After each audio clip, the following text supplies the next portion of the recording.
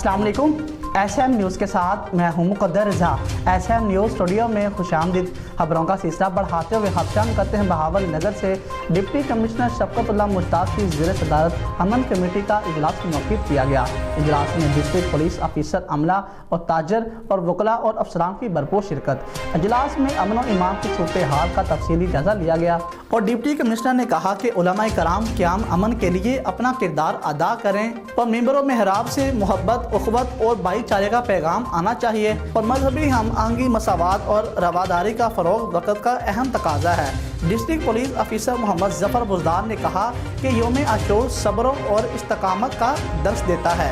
हमें इस्लाम की रूह के मुताबिक अपनी ज़िंदगियों को डालना होगा। और दीगर शुरका का इजलास में कहना था कि ज़िले के पुरअमन माहौल को कायम रखने के लिए हर शहरी को अपना अपना किरदार अदा करना होगा और शर पसर अनासर पर नज़र रखनी होगी।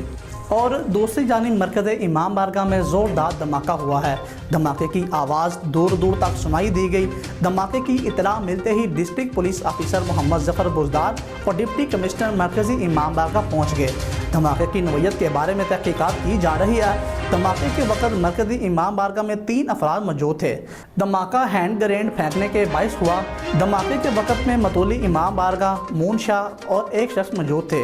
मून शाह ने हैंड ग्रेनेड फेंकने वाले अफराद को मोटरसाइकिल पर फरार होते भी देखा है। हैंड ग्रेनेड अलम के साथ टकरा कर ज़मीन पर गिरा है। धमाके के बायस किसी भी किस्म का नुकसान नहीं हुआ। हैंड ग्रेनेड में मौजूद मवाद फटने से दीवारों पर भी निशान पड़ गए हैं। पुलिस की बारी नफरी ने मरकज़ी इमाम बारगाह को घेरे में ले लिया है। धमाके की इत्तला मिलने पर अहले तशरीह हजरात की बड़ी तादाद मरकज़ी इमाम बारगाह पहुँच गई। और इसके साथ आपको बताएं कि लाहौर के इलाके डिफेंस में सूबाई वजीर असद खोखर के भाई मुबशर खोखर के कत्ल का मुकदमा दर्ज कर लिया गया है। मुकदमा मौका से पकड़े जाने वाले मुलजिम नाज़िम के खिलाफ और कत्ल की दफात के तहत दर्ज किया गया। मकतूल मुबशर खोखर का पोस्टमार्टम मुकम्मल हो गया है। पोस्टमार्टम रिपोर्ट भी सामने आ गई कि जिसके मुताबिक बाईं आंख पर लगने वाली गोली जानलेवा साबित हुई। पोस्टमार्टम रिपोर्ट में दर्ज है कि मुबशर खोखर को बाईं आंख पर गोली करीब से मारी गई जो आर पार हो गई है। वाज़ह रहे कि फायरिंग का वाक़या गुज़श्ता शब मलक असद खोखर के बेटे के वलीमे की तकरीब में वज़ीर आला पंजाब सरदार उस्मान बुज़दार की मौजूदगी में पेश आया।